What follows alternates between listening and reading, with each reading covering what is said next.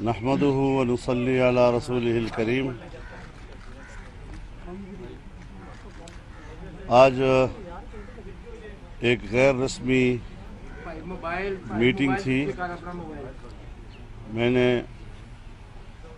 जनाब बिलावल भुट्टो साहब और बिलावल भुट्टो साहब,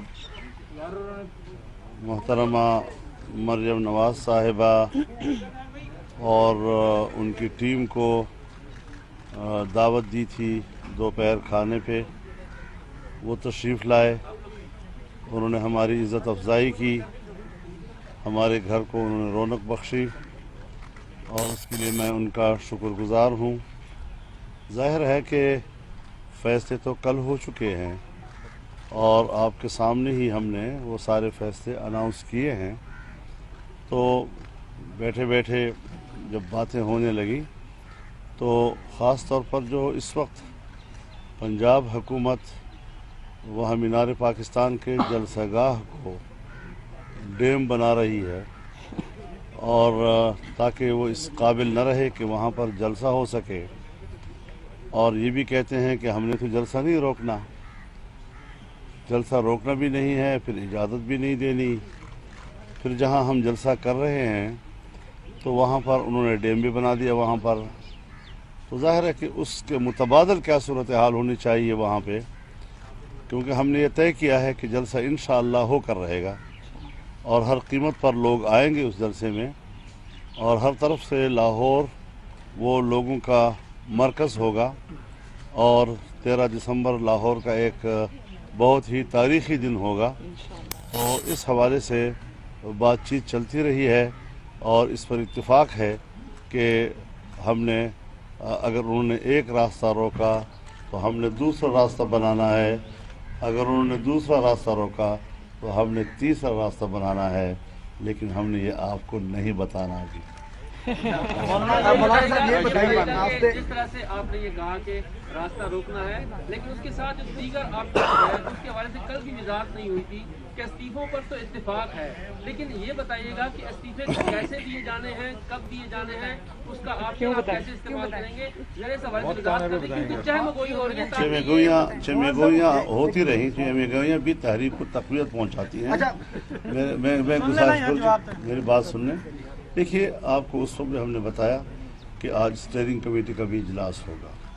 स्टीयरिंग कमेटी में मुख्तलिफ डिविजनल हेडक्वार्टर्स पर जलसे, रैलियाँ, मुजाहरे, इसका भी एक शेड्यूल तय करेंगे।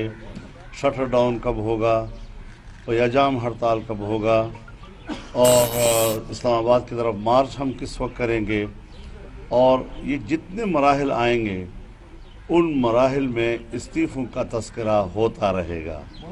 और अगले दिनों में हम इसकी स्ट्रेटजी भी तय करेंगे कि इस्तीफ़े हमने किस वक्त ढाल बनाकर इनके सर पे मार देने हैं।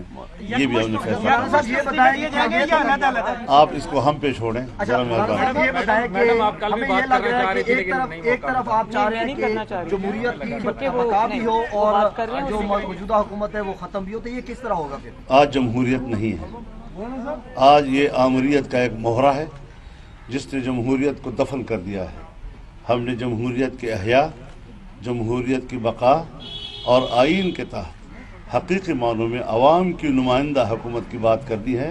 हम इस हुकूमत को न अवाम की नुमाइंदा तस्लीम करते हैं, न इसको आइनी तस्लीम करते हैं, न इसको जमहूरी तस्लीम करते हैं। और अब भी इस्टेब्लिशमेंट उनकी मुहाफिज बनी हुई है। जब इस्टेब्लिशमेंट इस तरह की एक नाजायज़ हुकूमत की मुहाफिज बनी रहेगी, किस तरह आप इस निज़ाम को जमहूरी निज़ाम वो भी हमारे पास एजेंडा, उसका भी एजेंडा है। आप ये मत सोचें कि आपके जहन में कोई सवाल है और वो हमारे जहन में नहीं होगा। पार्लियामानी सियासत पर यकीन रखती थी, अब सड़कों पर आ रही है। क्या पाकिस्तान पीपल्स पार्टी की सियासत सड़कों पे ही शुरू हुआ था, पाकिस्तान पीपल्स पार्टी ने हर आमराना दौर का मुकाबला किया है और आज भी हम सब। मौलाना ये फरमाएं कि जब आप इस्तीफे दे देंगे, सिंध असेंबली नहीं रहेगी, तो क्या सेनेट का इलेक्टोरल कॉलेज टूट जाएगा, सेनेट इंतखाबात नहीं हो पाएंगे, आईनी क्या मतलब रिक्वायरमेंट होगी, होगा क्या फिर? उसके लिए जाहिर है जी कि थोड़ा आगे सर। जाहिर है कि इन असम्बलियों में जो इस वक्त पाकिस्तान में मौजूद हैं, इन असम्बलियों के ज़रिए से अगर सेनेट के अगले मरहले के लिए इलेक्शन होते हैं तो जाहिर है कि वो एक जाली किस्म के इलेक्शन होंगे।